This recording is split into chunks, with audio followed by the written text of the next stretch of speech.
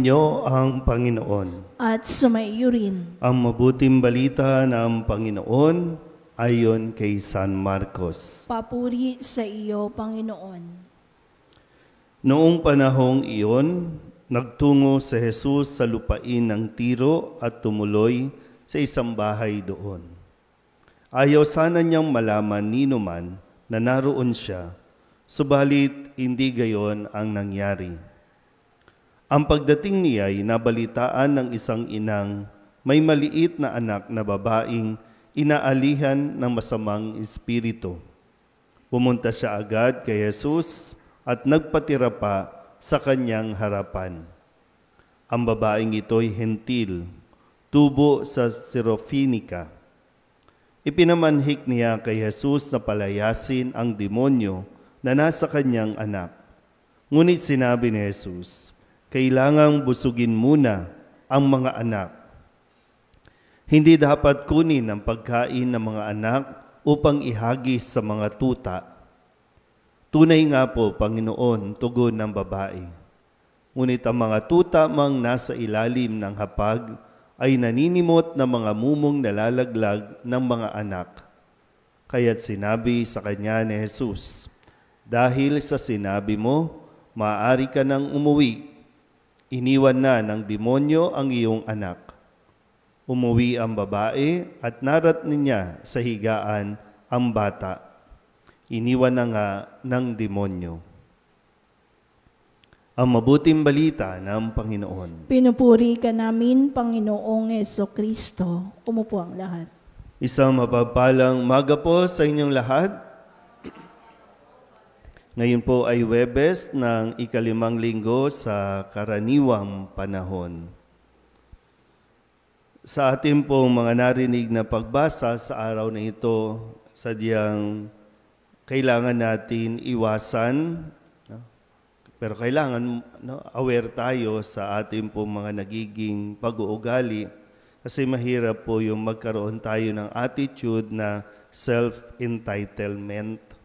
Yung self-entitled tayo, yung sinasabing para bang karapatan natin na tayo ay tulungan, karapatan natin na dapat tayong bigyan, dapat tayong asikasuhin, dapat tayong itrato ng tama, no, yung ini-impose natin yung ating pagiging kung sino tayo. No? Para bang taga-solidad ako, kaya dapat akong mauna. Dapat ako ang bigyan.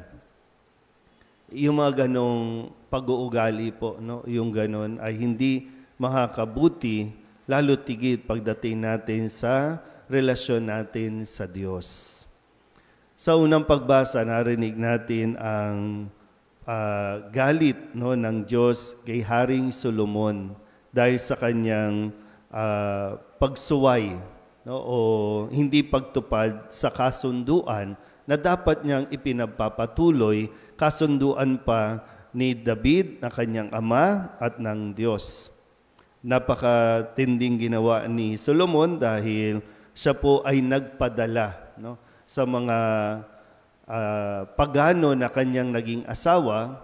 Siya po ay sumamba sa mga kanya-kanyang mga Diyos-Diyosan na labis na ipinagbabawal ng Panginoon.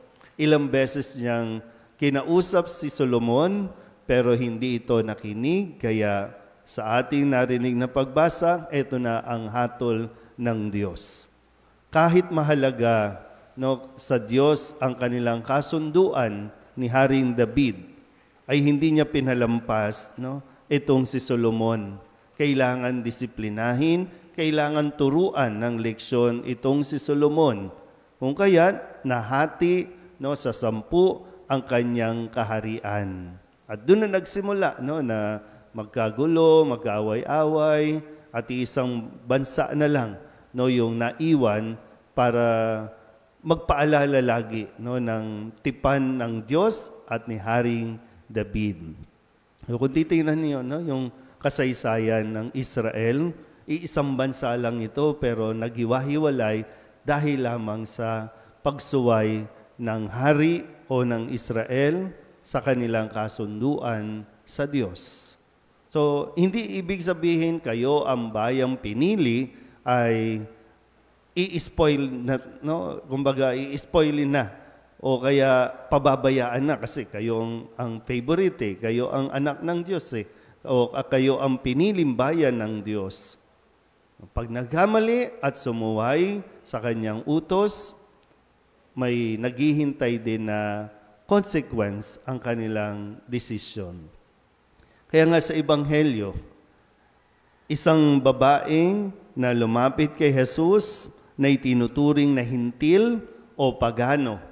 Hindi kabilang sa lahi ng Israel, pero ang tingin namang Hudyo para sa kanya ay isang pagano.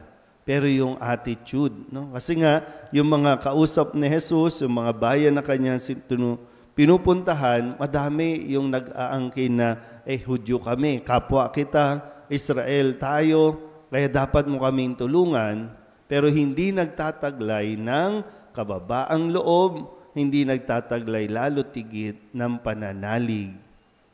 Kaya itong babaeng ito na may anak na inaalihan ng demonyo ay nagpakumbaba at taglay ang pananalig, tinulungan siya ni Jesus.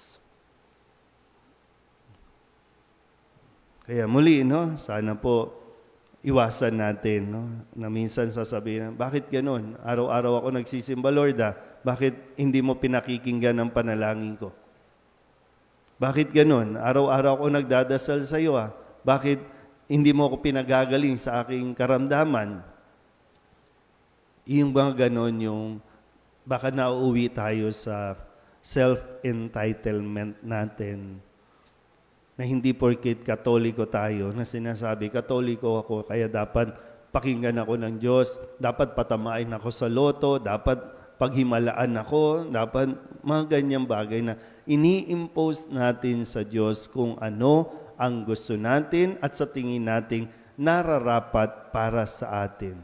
Kasi ang lahat ay dahil sa awa at grasya ng Diyos. Kahit pari o kahit lingkod ng simbahan, hindi po pwedeng magmataas o magmalaki na pag lumapit sa Diyos, naglilingkod ako, kaya bigay mo sa akin ito. Pero kung hindi naman tayo nananatiling tapat at nananalig sa Diyos, makaisa yun sa sagot, Bakit hanggang ngayon di pa pinakikinggan? Baka meron tayong kailangan suriin o tingnan sa ating pong pag-uugali. Hindi tayo dapat mag-impose ng atin pong gusto. Ang kailangan lang, katulad ng babae sa Ebanghelyo, ay manatili tayong nagpapakumbaba sa harapan ng Diyos, lalo tigit taglay ang pananalig. At pag sinabing pananalig, naniniwala tayo sa Diyos. Amen?